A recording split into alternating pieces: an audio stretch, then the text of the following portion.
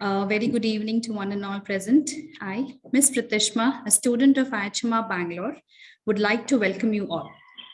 I take a moment to introduce my college, IIHMR, to you all. Okay. So IIHMR was started back in past 1984 in Jaipur. The South Bangalore campus was established in 2004. IIHMR Bangalore received its AICTE approval for the PGDM courses. IIHMR Bangalore was granted a university status in the year 2013. In 2017 and 2018, it has been a remarkable year as we introduced a new specialization to our curriculum, that is Health Information Technology Management. And also our course was declared to be an MBA equivalent one by the Association of Indian Universities, and legacy continues till date. So before we move on to our panel discussion with our eminent speakers for today, let's have a quick introduction of our speakers. Before that, I would like to go about the IIHMR Bangalore, which provides 4 key verticals, that is academics, research and publication, training, learning and development, and consultancy. Under academics, we provide a postgraduate program, which is a 2-year full-fledged program with specializations in hospital management, health IT, and pharmaceutical management. We do offer a seat of 120 students. We have an excellence placement record in the past years. Under research and publications, we take over various types of projects, which includes evaluation, formative, implementation research, and social assessment. Our thrust areas are reproductive maternal neonatal child health, life course health, non-communicable disease, health communication, and digital health. We do cover quite a various geographical areas, which includes the urban, rural, and the tribal. Under training, we term this unit as a Center for Learning and Development.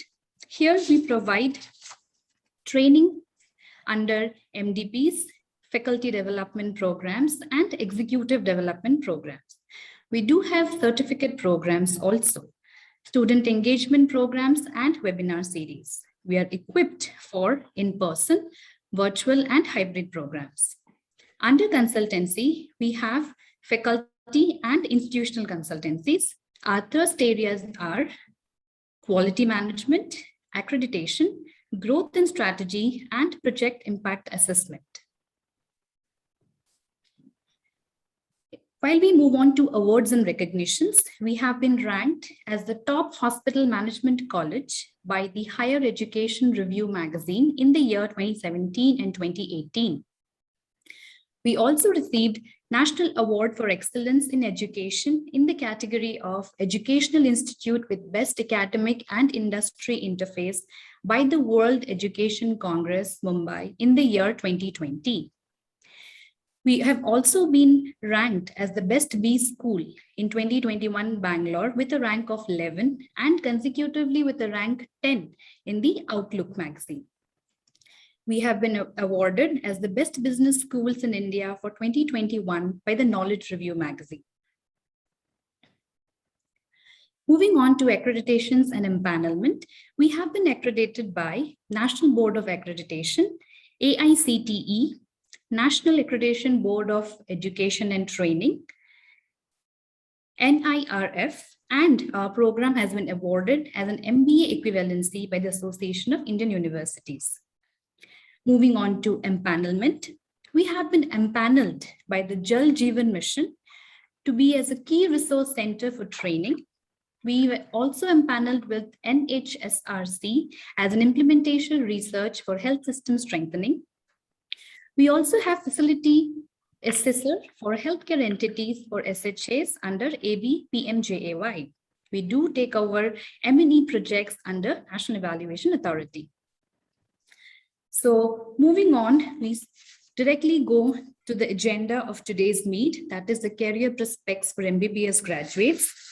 So as it is rightly said, an investment is knowledge pays the best interest. So today, let's invest some time in understanding what the future beholds in terms of career, post MBBS, and clarify the myths associated with it. I would like to take this opportunity to introduce to you all the eminent speakers. We have amongst us Dr. Yatish.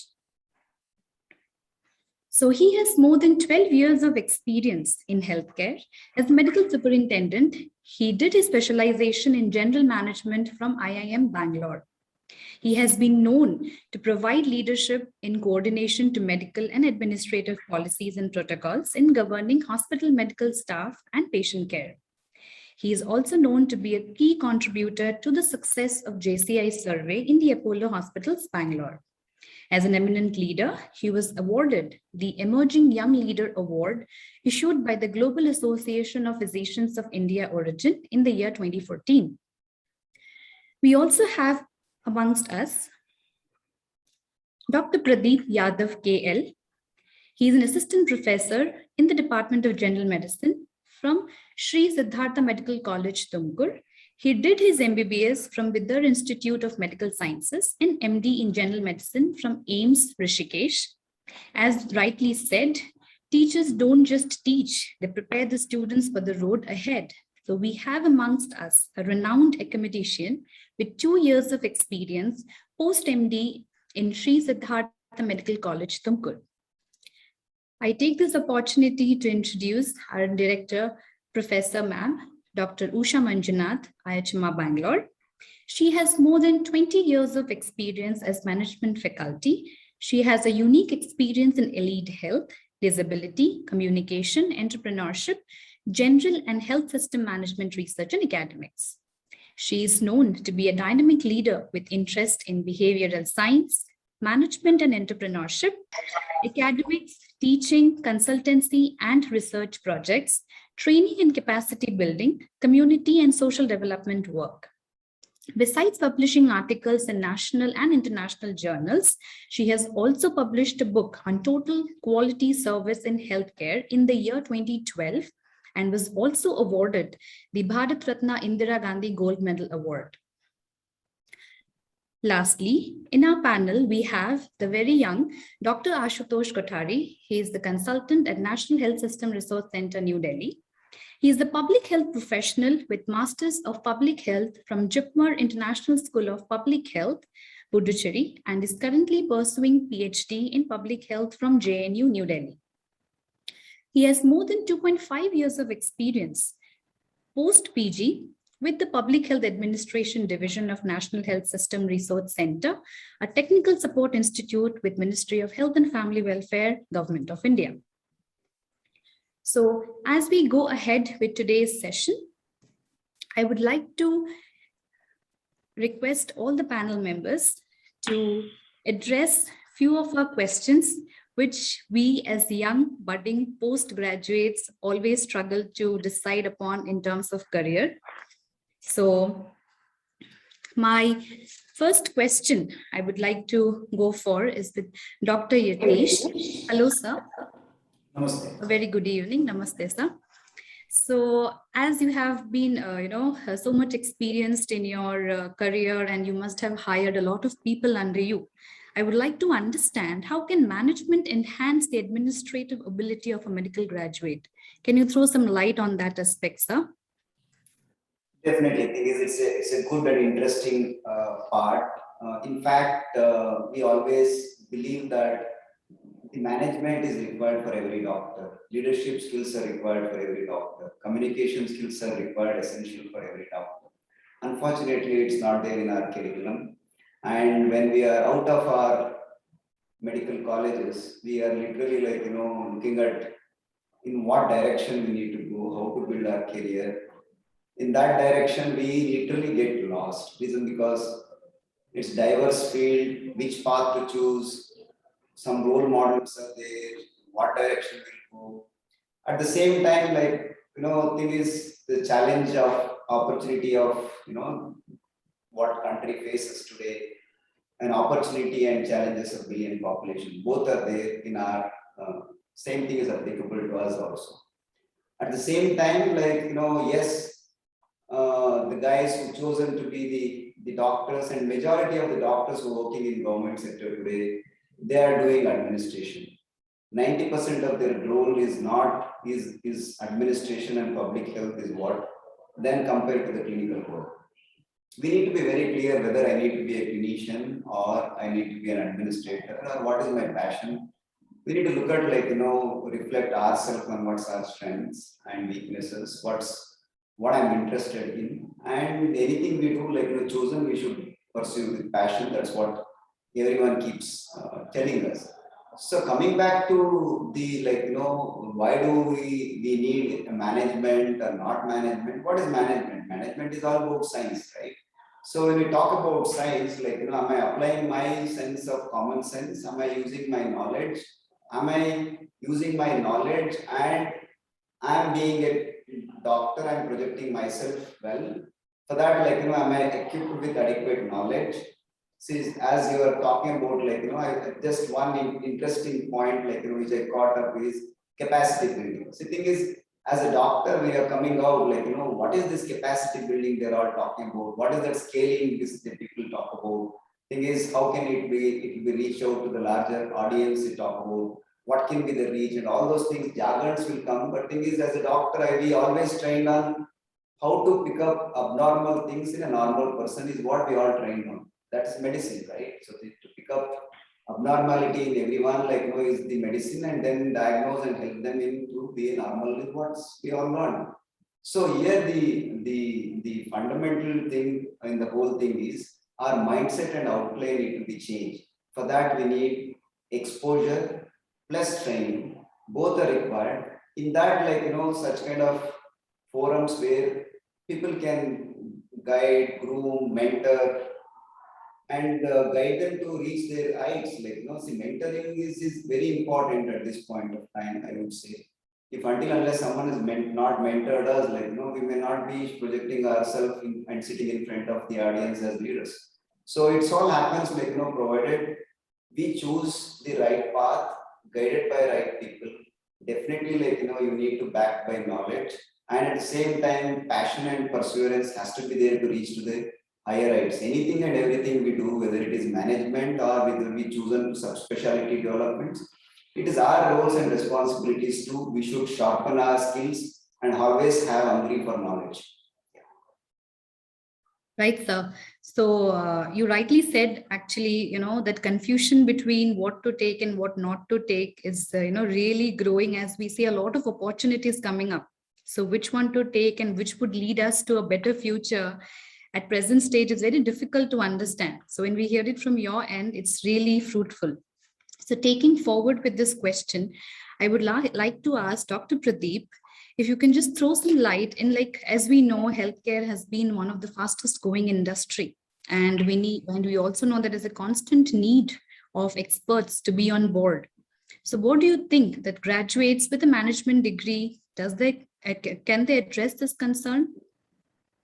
Yes, good evening. Good evening, Definitely, as you rightly said, right, a graduate with an MBBS graduate with a management degree, it will definitely helpful in the management of the hospital, right? Here, when we see a healthcare industry with the other industry, here there is a huge difference. Here we can't follow a strict rules and regulations, right? There are definitely, this is mainly patient oriented. Hospital means the patient care is the utmost important. So here we can't fix some definite rules like you have a duty from 9 to 4 or 9 to 3, right? At 3, I will be going out, checking out. Suddenly the patient collapses. So again, I have to go back and again, I have to resuscitate. And if needed, I have to stay till 8 or 9. So what happens is the management part. Like the main issue which we face is like in the coming years, in the last 1 or 2 years, the management is taken up by a non-medico, right? So when a non-medico takes up the management, he doesn't know what is the need for healthcare provider and what is the need for the patient, right? So only when that management is trained, what is the need for a healthcare provider and what is the need for a patient, then there will be a smooth functioning of an hospital, right? So the better who understands, right, who can understand a medico who can understand what is the management needed and what is the essential part, right? If we go through the past, right, previously this hospitals or any other clinic or any other setup, the main administration was taken up by a doctor. And as the industry is going, right now we have a corporate setup which has some 500 to 750 bedded hospital where a doctor cannot take up the administration. So there is a huge need of someone who can take up this post of administration. So here an MBBS graduate with a management degree will definitely make a good sense here. And this is one of the better upcoming option which now the newcomers have. When I did my undergraduate in 2014 and 15, we never had an option of this management thing, right? Always we used to, we were guided to get an MD, then DM, and get into the clinical course. But we were never had a thought of this management thing also. But we have an opportunity now, like these corporate hospitals are coming up. Even not only in the corporate hospitals, best of the best premier institutes like AIMS, they have this hospital administration department, right? And though this hospital administration department was set up in 1966 in New Delhi AIMS, but it was not propelled to other institutes, right? As I did my UG undergraduate and postgraduate, both from the government institutes, I have seen how difficult is this management. It's very difficult for a treating doctor to look after all other issues. So if those issues come, it's very difficult for us to take care of the patients, right? So I definitely, there's a need of a department who can take up this administrative part. And last thing which I want to say is, whenever there is an expert with a sound scientific knowledge, if he takes up some work, then it will be very helpful. And the decisions or some things which are taken, it will be scientifically sound and it can be acceptable, right? That's why I always suggest like MBBS, like any doctor or a medico with a management degree will be very helpful, and he can come up with the new ideas, and like especially in the surgical aspects, especially in the infrastructure of an hospital can be improved when an MBBS graduate enters into the management. And I always say that the youngsters have a better opportunities now, and they have a better options, multiple options who can go into administrative aspects also. And even AIMS is running an MD Hospital Administration degree. Even our institute, we had MD Hospital Administration, which is a 3 years course. And now even the MCA has recognized this hospital administration as an MD. Previously, it was called as like health management, something management of health resource, MHR it was called. Now it is considered as an MD Hospital Administration. Yeah, sir. You just rightly said it, like to run a hospital smoothly, having a medico working in the administration really helps. And we see how well it is coming up in these days. So moving ahead with this concept, I would like to ask Dr. Usha Manjunath, ma'am, what is your take on, like, as we see healthcare and hospital management is considered as a long-standing career for doctors.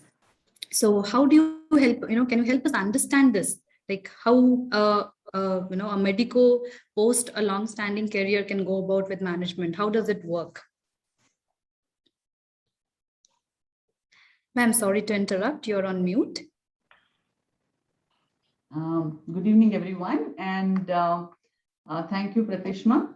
And I think, I'm the non-doctor, among the people. And I think, I could probably, having seen in my career and kind of give you a kind of an outlook. And I think Dr. Yatish and Dr. Yadav addressed a very critical one where, as a clinician, you are taught, to be a good clinician, whether it is the knowledge, the skills, the competencies and others.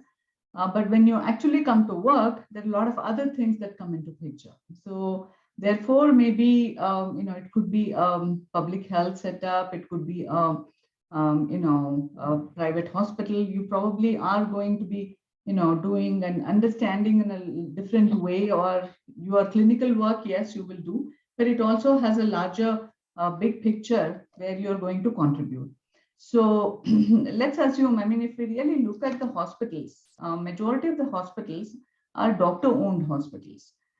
So they probably at some time have been clinicians, and some of them or many of them continue to be clinicians and run hospitals.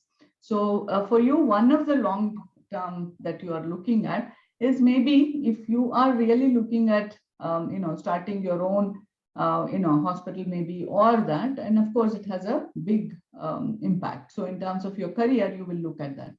Let me look at, even if you're a clinician, for example, you saw Dr. Yatish, was a clinician, and he got trained at IIM for being a management specialist, and then he went back for medical administration as a as a medical superintendent. And I think I'm sure doctors by experience could have also been there, but he could have probably looked at his career back and thought it was so much more better for him to probably be able to do that. So he still, you already see him as an example with a long-term career and doing very well, and soon he's going to be heading FANA. And because at the end of the day, whether it is a public health or a private hospital or any of those, the resources are going to be unlimited. So we are not going to have unlimited resources, and so everything is going to be limited. So what we have to really look at is, how do we bring in good patient care? The focus is that, but how do you manage all these resources in a much kind of a very good, efficient way to really achieve? And let's assume you are doctor like Yadav, who is in teaching position, and as you move up in your career, you will be managing your departments, you will be managing your heading the departments, you will have so many people under you. There will be big teams that you will be managing, and that of course is all about management. So so it really helps. I mean, are you really looking at a long-term career?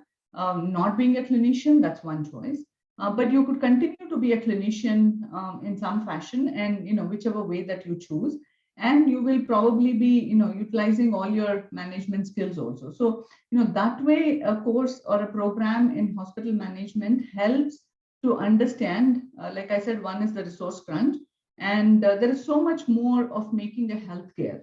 Say it could be finance, it could be regulatory mechanisms, legal aspects to it. How do you really manage the facility? So when you become a clinician, it is always somebody else is doing. But if you knew well, you could probably be contributing for that to be efficient and better managed, actually. Maybe quality, or working with people, even to a large extent public relations, and all this will involve a lot of management skills and knowledge. And I think that would be a very important part that you can do. And I have known people, like I did my MPhil Hospital and Health Systems Management from BITS Pilani, and we had 50 doctors across India who came and did that program. And so they some of them were surgeons, some of them were practicing clinicians, and they found the course helpful because they could apply some of the principles and to improve their own work areas. And of course you have the choice, if at some point you want to serve more people and not just your own patients, you could take up a long-term full-time management career too. And those careers are available, like Dr. Yatish said, whether it is in the public health arena and various other places also. You have a lot of opportunities, being a clinician initially, and then adding management competencies with the proper degree and others would really help you to kind of look at doing different kinds of things.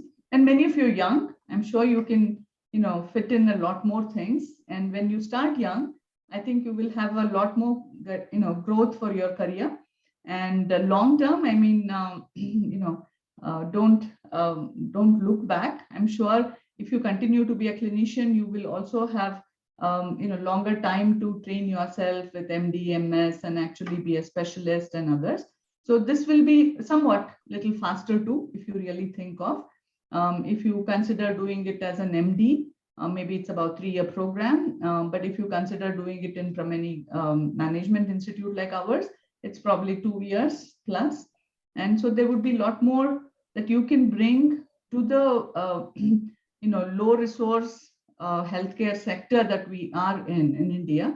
We are in terms of the finance, in terms of the people, in terms of actually delivering care, we need a lot of people to really manage it much efficiently.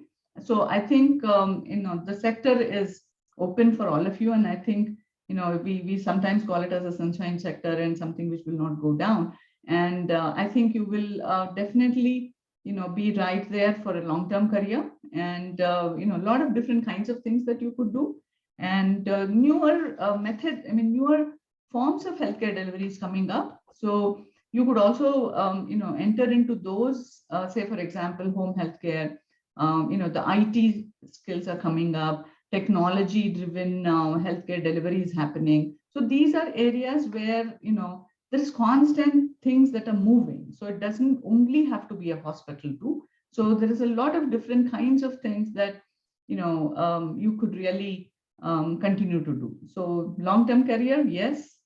So you have a lot of positive things going for you, being a clinician too. Thank you, ma'am. We understood clearly regarding the balance a person has to maintain in terms of switching or opting one or two career options at a time.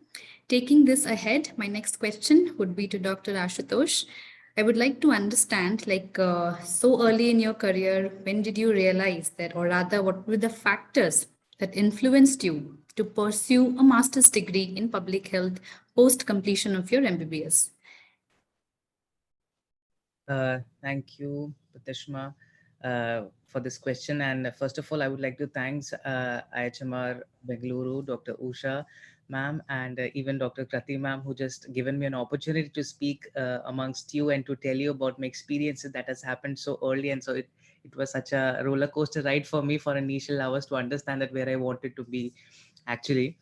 So before I just tell you that why did I choose to be in public health, I just take some key points that one of our August speakers had already said about, like Dr. Yatish said about the clinical system setups, and Dr. Pradeep then said about the other part of in clinical and how the MBBS plus post-graduation in management sciences would help in. And then later on, Dr. Usha ma'am already chipped in all about the public health and how clinicians with a management degree, how it helps. Plus, before that, that is already known to us, but I just wanted to tell you about that. Thinking about public health when I was doing my UG, everybody knows about K Park is a very basic book that everybody studies about in third year and final year. So it was just like for people to just read through and just pass it on, and that is not even required to read also, just to pass in your credits and then you could just move forward. But if you read the last chapters about international health regulations, and if you see the disease pyramid, we were going to the research that you studies that you since you've been part of a management students, you know about what is a percentage of the human life that a person stays in a hospital, and what are the things that can be taken care of in the community or at the level of at the home itself. So there was the very less percentage of time is there when a person in his entire life has to get management through an expertise and by specialists. So what do we need to understand on that part? The concept come as public health. So I did not start with just that I wanted to do public health. To being on very practical side, I was just going through with my journey, and after just immediately I finished my undergraduation, and everybody gives NEET examinations. Probably I'm not that that person who could get into a NEET. So I thought that this is not for me, I believe.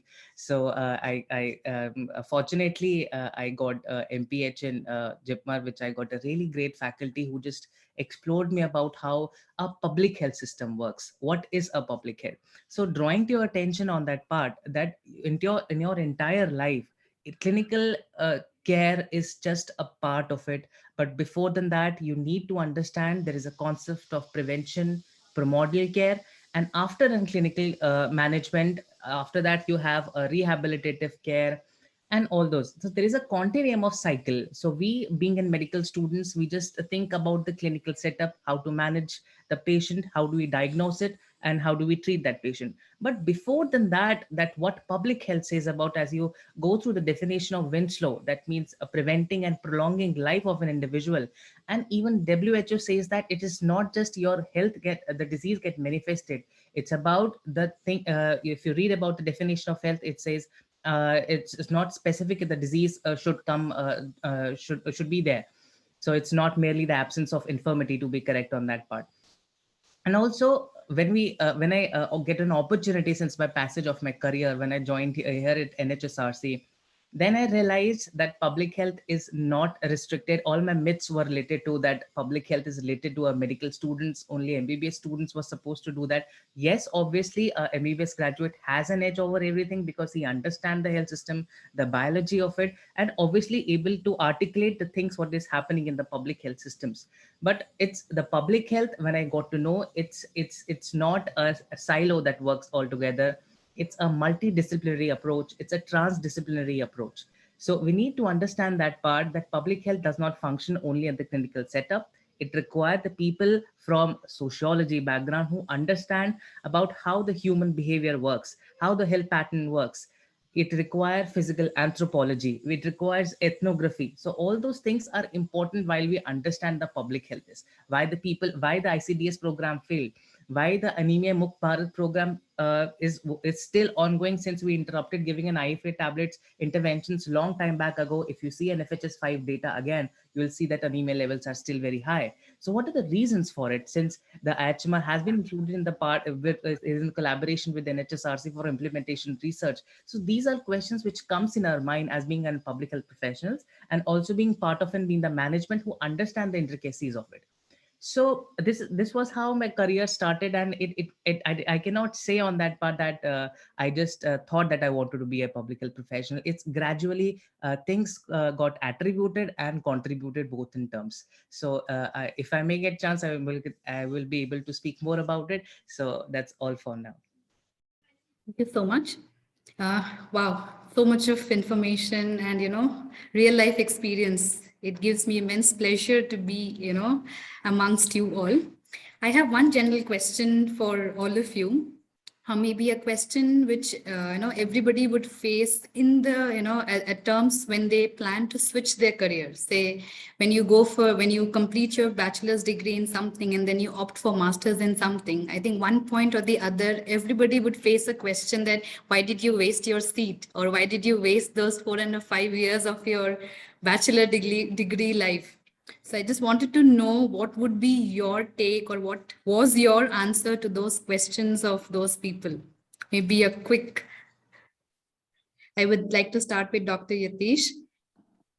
Yeah, interesting. Good thing is I've not wasted my thing. I use it for the productivity and for patient safety and to increase the larger good in providing the quality healthcare. I started my career as an emergency physician. I trained from AIMS and then Apollo Delhi. I came as an emergency head to Apollo Bangalore. Thing is, as a head of emergency services, being started the 1066 network and all, yes, there is some leadership inside is what the management felt like, why can't you get into the medical services? So then there it started, so thing is, you being a doctor, you know in and out what's happening and looking at patient-centered care and looking at what necessity of infrastructure, system building is required. With all these insights, when you're sitting with not to take me offended, but when you're sitting with the non-medical people, thing is, what they speak and what we speak, there's a huge gap in understanding and perceiving the whole thing. So when that I was going through, my bosses said, why don't you pursue it? The thing is, we see the talent of, yes, it is there, and why can't you pursue it? So the thing is, when you go and read and look at things, when people say, you are the CEO of a Reliance Enterprise, how you look at the healthcare system, resources are at your disposal, but still what you can do, how you can plan, and all these things. So when your vision is like that, like it is you can connect. Like today we say from AI to preventive healthcare to interfacing, like preventive health strategies to for better future. How can we engage the disease management program? What good systems we need to build on the healthcare, particularly to keep our patients safe? What will be the long-term outcomes can be better? How can we improve the customer satisfaction? How at the end of the day, everything will be, someone will be investing for something somewhere. It's not, every system is not been funded by someone. You need to generate your own funds. Different types of healthcare models are there. How one can think of making it viable, non-viable, or profitable, non-profitable. Even it can be a charity, but at the end of the day, it's a service. So when you're dealing with service, knowing, applying your knowledge, there is something like, I attended one of the management program in Singapore, like, they said, whether it is a trust or it's a corporate hospital, everyone need to pursue their mission. To pursue their mission, they need resources. For that resources, how they use it, thing is whether you give it back to the investors or you give it back to the community, it's one and the same. End of the day, it needs to keep constantly growing and nurturing. For that, as I said, like, my MBBS degree literally helped me in thinking, and it's opened my horizon in the entire gamut of applied science, I would say. Yeah. Thank you. Thank you, sir. So I would also like to understand from Dr.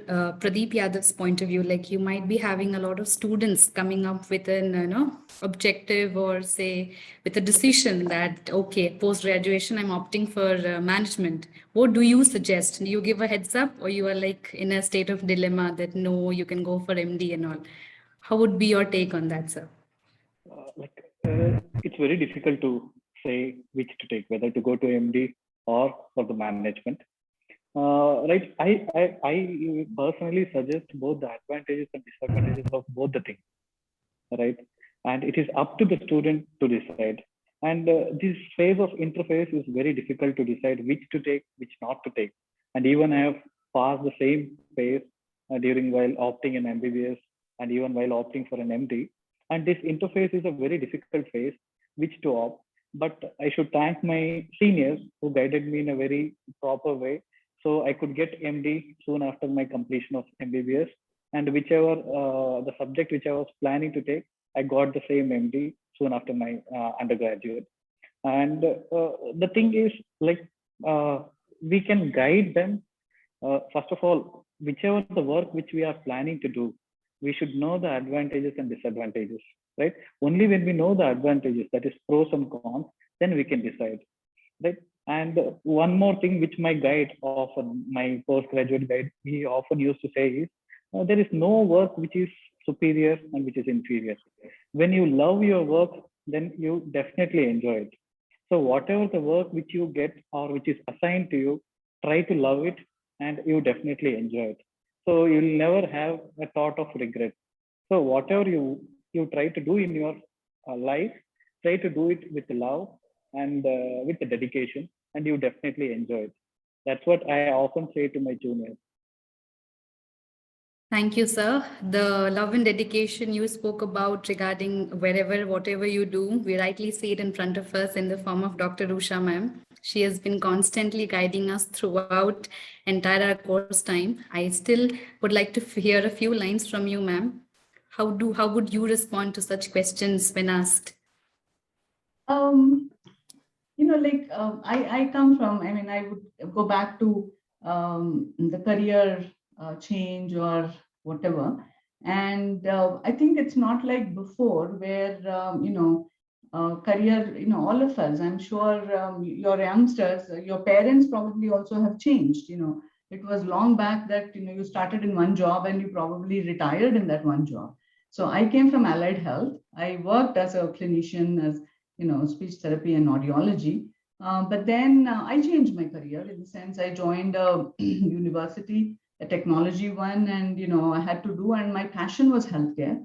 And therefore I said, okay, I will do in healthcare management because, instead of doing maybe taking up software or something in around when you're in your 30s. So if I really look at that as an option, I think it's very, all of us will, you might be a particular type of specialist, maybe you do fellowship further. So you will be fine tuning and you will be kind of, continuously, I mean, doctors in fact are constantly upgrading their knowledge. They have to, skills, they continuously study. So, it is not like one over the other. So I just want to take a small example of how, say for example, Dr. Soumya Swaminathan, who is a chief scientist at WHO, for example.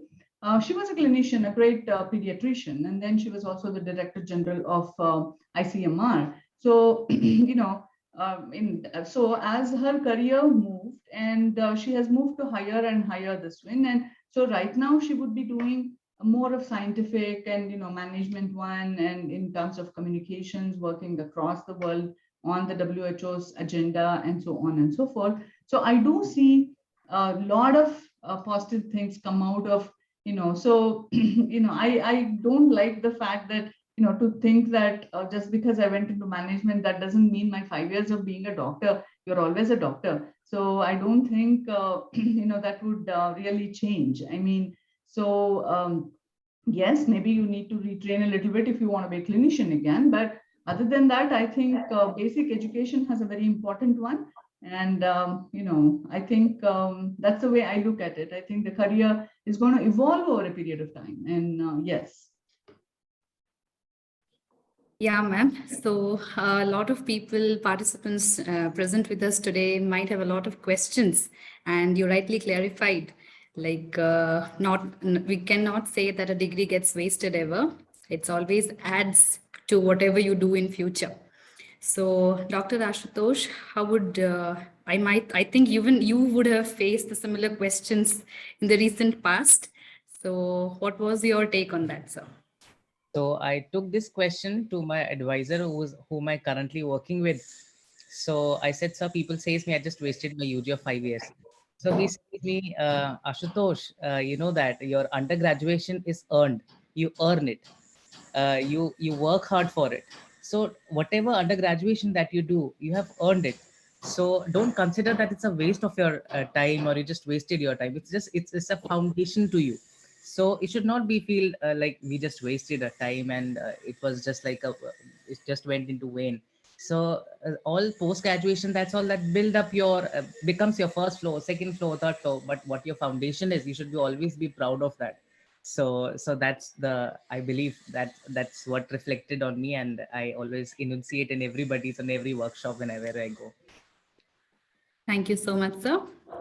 So before we move ahead with the second panel of questions, we have few questions from our participants. I request everyone to drop your questions in the chat box. So post the second round, I'll be taking your questions and will help you out with the answers. So moving ahead, I have a question for Dr. Yatish. Sir, based on your experience, can you give us the distinctive features between a medical and a paramedical graduate with or without a management degree? Okay, see, I'll take myself as an example. As I said, I'm an emergency physician sitting with, as an head of emergency services, sitting in the meeting where there are non-medical people. It can be finance, it can be operations, it can be hospitality, it can be guest relation. Thing is, or even for that matter, the emerging quality, I would say. So all these guys have come from different background. Like, it's not necessary all of them are doctors. There are a couple of them are, they've done their graduation. Some of them are engineering and then MBA, and a couple of them are from finance background of BCom, MCom, and MBA. So those kind of people, like, each one has come with diversity of things, and but you are the one, like, you are a doctor and you look at, like, as a doctor from the doctor's lens. But at the same time, when you are going higher up and this thing, you need to take everyone together and then, like, try to make it your vision needs to accomplish. But coming back to the point of how you're going to distinguish between a medical to non-medical, a medical guy see it through, one is a patient disease management, empathy, the experience, the whole thing will go. It's here not just only the money. What best outcomes I give to my patients literally matters a lot. What is my doctor and my nurses they are going through? It's not just only the result orientation. It's not just only the goal orientation. So thing is, they will literally able to connect both with respect to the human angle of thing, or it can be like an efficiency or professional efficiency what we all need to bring it in with respect to healthcare delivery system, or thinking like building a better systems in healthcare. Thing is, a medical person will definitely put much better thoughts, better way of connecting things in pursuing it. At the same time, if you really look at paramedical, thing is because of their exposure, what you guys give it, like an exposure to the hospital, they are also going to be like, though we are all trained in the medical colleges to be the doctors, but any management or a paramedical person start working and running around in the hospital as an observer, intern, or when they're pursuing their MHA, thing is they will go through that. Like they will also pick up those what they're lacking. See, at the end of the day, like to connect with the doctors and the clinicians, your prefix of doctor may help, but thing is at the same time looking at from the other dimension of other systems, you may be short. So in that case, like those guys will definitely complement is what I would say. Nothing is superior, nothing is inferior. Everyone need to get along. Ultimately, we need to take best out of everyone and pursue your goals, I would say. Yeah. Thank you, sir. So, as you said, yeah, we cannot have a distinctive feature to distinguish among a medic and a paramedic. So, everyone everywhere balances their capabilities, as we learn in SWOT analysis, strength and weakness. So, it's kind of balances. Thank you so much, sir. So, moving on to Dr. Pradeep, I would like to ask you, like, what are the alternative career options a medical graduate can have? So do you consider a management degree to be one of the best ones? Okay. All right. I just want to say about my experience of after seeing my batchmates. Right. We were around 150 in MBBS. We are 150 students. So after completing our 4.5 years of MBBS, we have a stringent 1 year of internship. So soon after the completion of internship, we will decide what to do. Right. Out of 150, at least there will be 20 to 30 people who doesn't want to have very busy life, right? They don't want to do night duties. They want to have a work like office work, 9 to 4, 9 to 5. So like prior during my PG preparation or PG time, we didn't know much about this hospital administration. So when we were in dilemma, those friends who were in dilemma, they used to take up this this one. We have preclinical, and paraclinical, right? Paraclinical and preclinical predominantly of like teaching, right? Whereas in the clinical subjects, we have to teach along with, we have to take care, patient care is also involved. So that is what they used to take, pre and paraclinical. Those people who doesn't want to take much risk, or they doesn't want to have a busy life and want to have a spend very good time with the family, they used to take up pre and paraclinical subjects where it is a 9 to 4 work, only teaching, not much of stress, right? So nowadays, I feel there are some few upcoming opportunities for an MBA graduate.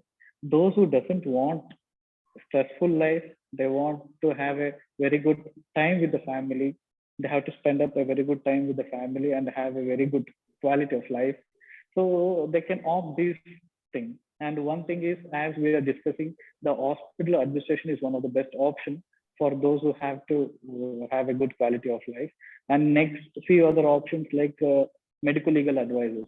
And few people, like after doing MBBS, they are going to LLB, and now they are working as a medical legal advisors and earning a very good money. And similarly, if people who are the students who are planning to go into public sector, that is with the government jobs and all, they have this opportunity to be a public health worker, right? We often call it as medical officers, where predominant work is some amount of patient care, along with like implementation of various national health programs and taking care, as Sir said rightly that prevention is better than cure. So this part is taken up by these public health workers. So that is also one of the better opportunity. And last is to become a medical teacher or a professor. As I said, pre and paraclinical, right? The work is 9 to 4, and they have a very good life, and it's a fixed duty hours. Right? If you become a clinician, there is no fixed duty hours for you. Whenever you are called, you have to go back to the hospital. That's how. And these are the following opportunities, 4 or 5 opportunities which they have other than being a clinician. And one more thing which is frequently done is to prepare for civil services, UPSC. After doing MBBS, they can either prepare for UPSC, and the preparation should be stringent. And right after that, they can go into administration. And the major advantage is what I said.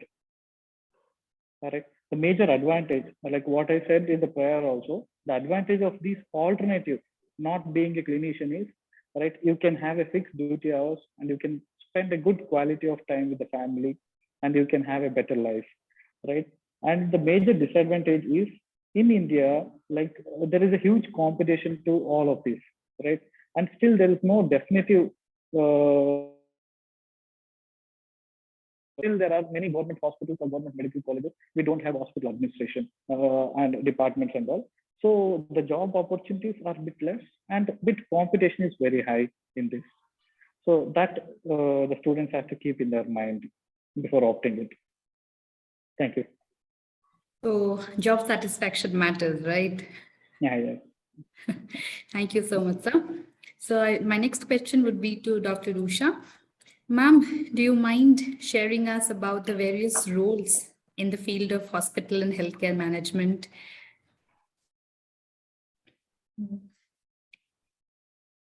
Ma'am, sorry to interrupt. You're on mute.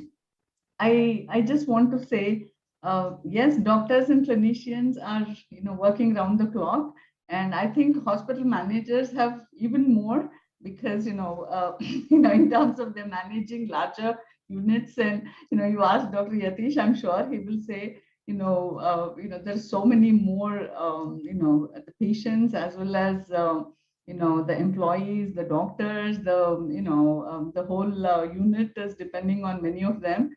And yes, I mean, just to kind of say that I think the jobs are becoming a little bit more competitive. They are becoming a lot more kind of how do I say youngsters maybe of these days, like when we talk about millennials and Gen Z, probably want to be having a easy one. Like Dr. Yadav said, I don't think, but then there are many opportunities. Like say, for example, there are many exciting things also happening. Like say we saw it in 1980s and all, India had, some kinds of things that were developing and so on. We saw a lot of hospitals. So there was growth of hospitals that was happening. And now if you really see, there is so much happening in technology sphere. So there is a digital health space is expanding like nowhere. And India, I'm very happy, and I'm like would like to say much more than in the Western or the developed world. The applications and the success that we see happening in India is also increasing. So it could be a doctor, but then we require people with medical and other knowledge for many of these. So like we offer 3 specializations: hospital management, health management, which would be with public health and so on. And then we have health IT management, because the health IT, one of the complaints from many of the doctors in the hospitals is many of that is made by technology people who probably didn't understand. And I think that is a lot of the doctors are now also participating equally well into developing these testing these, validating these programs and all. So the health IT management is another specialization. And then we have pharma management. Pharmaceutical companies also have a lot of research that goes on, and doctors who are have done would have done a lot on pharmacology too. And so the pharma management is also a very good opportunity for them to work in, and pharma is like a manufacturing big industry. So your career growth and, is also going to be much faster. The others that I can think of is within the hospital, of course, there are many opportunities, operations, medical superintendent, going up to medical director, EMR, a lot of the, areas where the application of hospital processes, and that is very critical. I'm sure Ashutosh will take up a few more things. So if you're going in for healthcare or healthcare management and not necessarily only hospital services, it's like public health. So there are a lot of opportunities in state government, central government. It could be like NHSRC, it could be training, the NIHFW, Quality Council of India, ICMR, a lot of international agencies like WHO and so on. There are a lot of national health programs. There's a lot of opportunity for consultants in many of these areas. Now the big thing is moving towards the universal health coverage and Ayushman Bharat and others. So there is a lot of need for auditing and checking and so much more on the quality front and setting up good systems for that. So there's another opportunity. And of course, the health IT, research and consultancy, data analytics. So healthcare, and you could really look at devices. We are medical devices is an upcoming area. AI, ML, and all those are, and that requires the hospital processes, the way healthcare works, to be really designing those. And so you have a lot of space there. And health insurance, for example, is growing. That's another area where many of you are required. In fact, for claims and this, a doctor has to sign. So there is very good corporate kinds of jobs also available there. So I think it's a very vast area to really look at as we the developments happen. And one good thing is, or maybe the other way to look at is, we saw during COVID, no health system was geared to manage this. And even the Western ones, where they have put in a lot of money.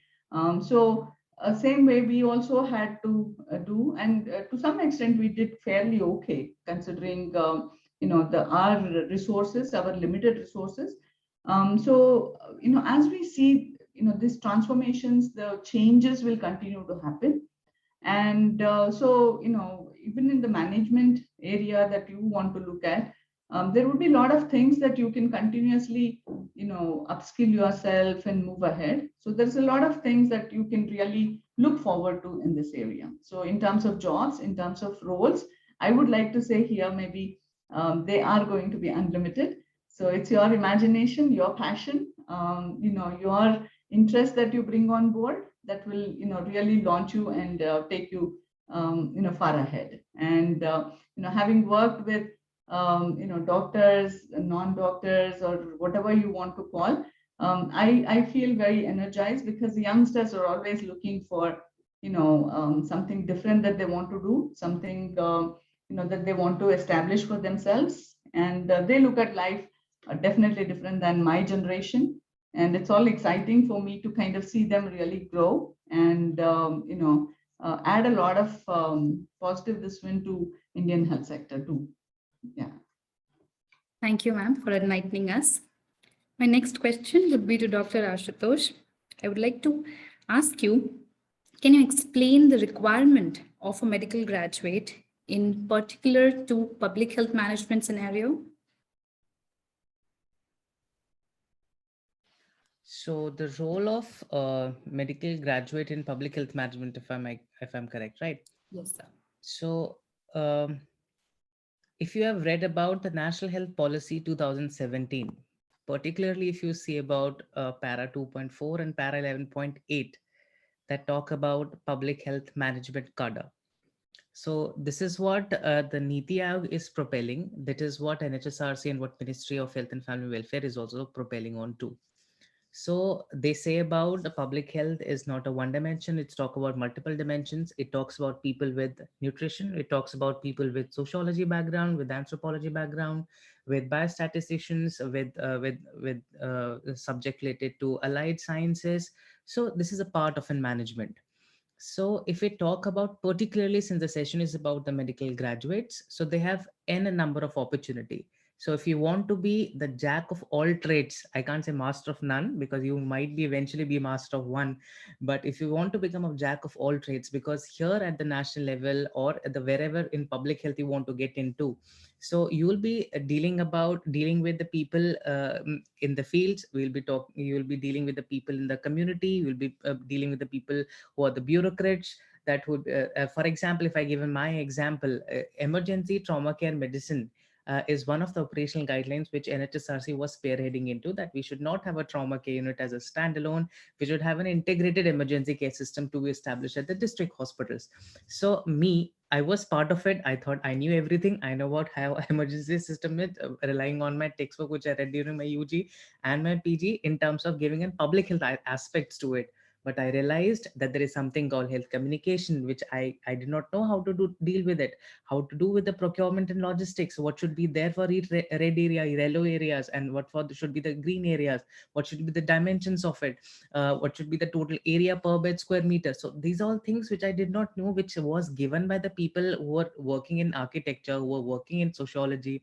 So I realized that it's not just one function, it is done by many people. But obviously a person with a medical background will be having an would say that would have a better, if he is a level of understanding and to have a wider dimension of how things works.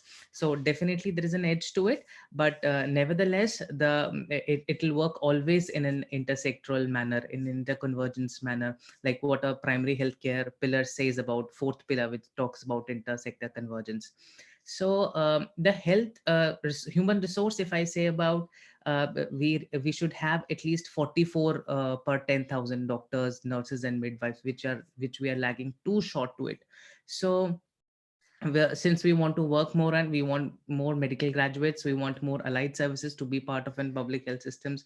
So the government is continuously working over it, and sooner or later we are going to have a public health management cadre, where there is an specialist cadre will also be part of it, where will be the public health management cadre will also be part of it. That is one of an verticals over it, where the people with the post graduation done in hospital and health management will be the part of the public health management cadre, and which eventually the state has to own it. So this is a good thing. I think sooner or later is going to come in, like probably by this I hoping by this year. So this is the what I wanted to talk about. Thank you so much, sir. So due to time constraints, we have a lot of questions coming up in our chat box. We would like to take a few. So we have one question for all, that is, what can be considered as the right skills to become a good hospital manager? So I would like to start with Dr. Yatish. What do you think that should be the skills to become a good hospital manager? So you are on mute. Definitely, like as I said in my opening remarks, knowledge is really essential. Like, it is at whatever the stage, whatever the part, or you can be a self-learning person, you can read a lot of materials, lot of nowadays, like, knowledge is so rampantly available. It's all you need to know is which one to pick. But coming back to this, the main question, like, whether it is chicken and egg story, right? Whether I need to go and study or I'll manage myself, I can become professional, prudent on the course I'm going to learn. Yes, it's also a practical thing. Like, end of the day, anything and everything you look at it, management sense is all about, like, experience, applying your thoughts and applying synergy, as Ashwatosh said, like, intersection of 2-3 things will be they will going to emerge as a best idea, or an innovation will come. But I'm not saying, like, anything one is best. The reason, because most of the doctors, they're a lot of good administrators are there. They're not carrying any of the degrees of MBAs, but still they are better administrators. Having said that, like, they might have acquired their skill sets at somewhere and picked up on the job and made sure that, like, they sail through their journey. So gaining, most important thing is gaining knowledge in whatever the means, and at the same time use your practical things, and having great exposure is most important. the more what in our saying is there, either you read or you explore. One of the things you need to do, because there is no shortcut for those two, and yes, you need to go through your hardship to be there. Yeah, that's it. Thank you, sir. Key points noted. I would also like Dr. Pradeep to address the question. Skills to be a good hospital manager. As we all know that Rome was not built on a single day, right? Similarly, right, to know the management of an hospital, you can't easily know within 1 or 2 years, right? Until and unless you are a part of that hospital. And the basic thing before entering into the management, the basic thing which everyone should know is the main 2 pillars of an hospital is healthcare provider and the patient. The need of a healthcare provider and the patient should be known to all the person who enters into this management. That's what I want to say. Thank you, sir. Over to you, ma'am. Yeah, I'm very glad, Dr. Yadav said about the provider and the patient. If there's no patient, there's nothing that you can really run, or maybe if there is no provider also, you can't run the hospital. We as teachers, we say if there are no students, then there's nobody to teach, right? So same, I really second that. To really understand, the intricacies of being a provider and the needs and the pains and the things that the patient and the family experience. So even though you may be manager, you may be looking at numbers, charts, finance, or whatever, returns, and so on and so forth. Compassion, and that's one of the very, very important part. So wherever, it doesn't matter whether you are in health IT, whether you're doing insurance, at the back of it, there is a patient. There is a patient who needs care. And I think that is the core part of, being in healthcare. And I think if you're all doctors, then the job is easy, because you understand that to a very, very great extent, and you would have really, faced about life and death and that. So it comes naturally to you. Then of course, in terms of being a manager and what kinds of skills, bring a lot of your curiosity with you, and of course, communication. Dr. Yadav initially and many people, and now National Medical Council also is including, a communication course for the doctors, not because doctors or healthcare and other providers do not know how to speak. It's just that when you manage, you become very, your verbal and other things, everything is about the medical terms, medical this one. But therefore, maybe they want to bring a little bit more the soft aspects of it. And in management, the most part is number skills. So you may not need your algebra or trigonometry or whatever, but I think you need good arithmetic number skills, because, whatever it is, I mean, even if you're a doctor, you need those number skills, because you need to see, the ratings, the whatever, and all that. So because at the end of the day, you will be managing some aspects of finance, budget, looking at balance sheets maybe, or even hospital statistics itself.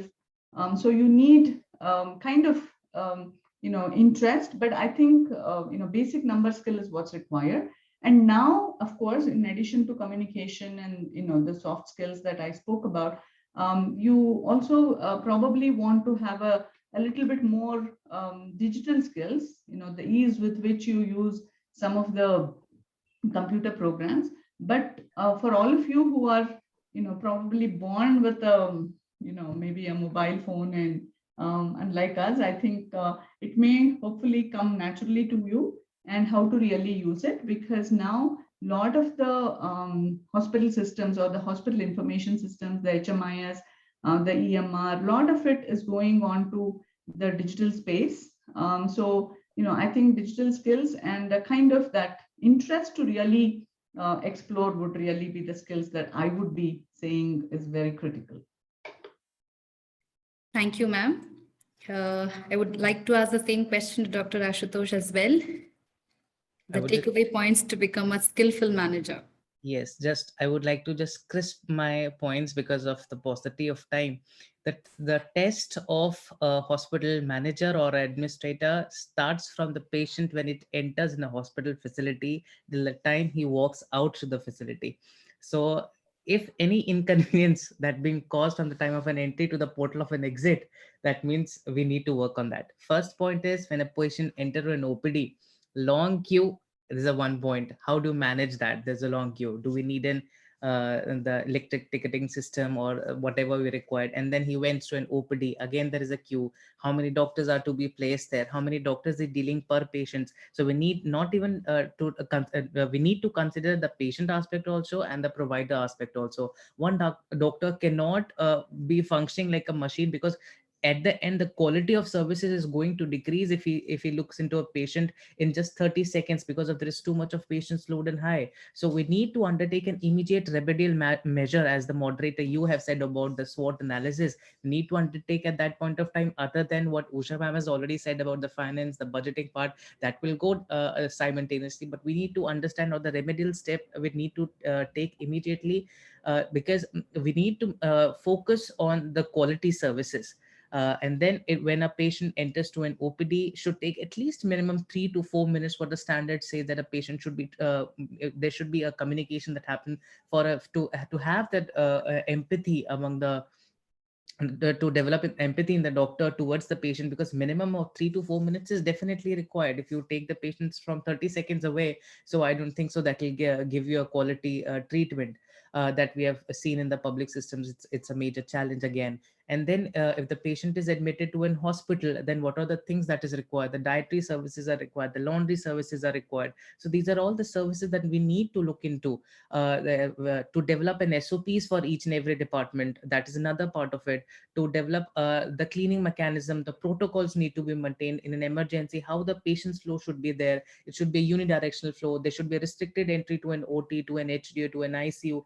That all things need to be understand. There should be a while you, and because ICU and OT are the heart of any hospital. So how to maintain the sterility of that OT? There should be a protective zone, clean zone, sterile zone, how zoning is to be maintained, how to have a barrier free for patients to come. So that at the end, how will you assess is on the basis of the patient satisfaction.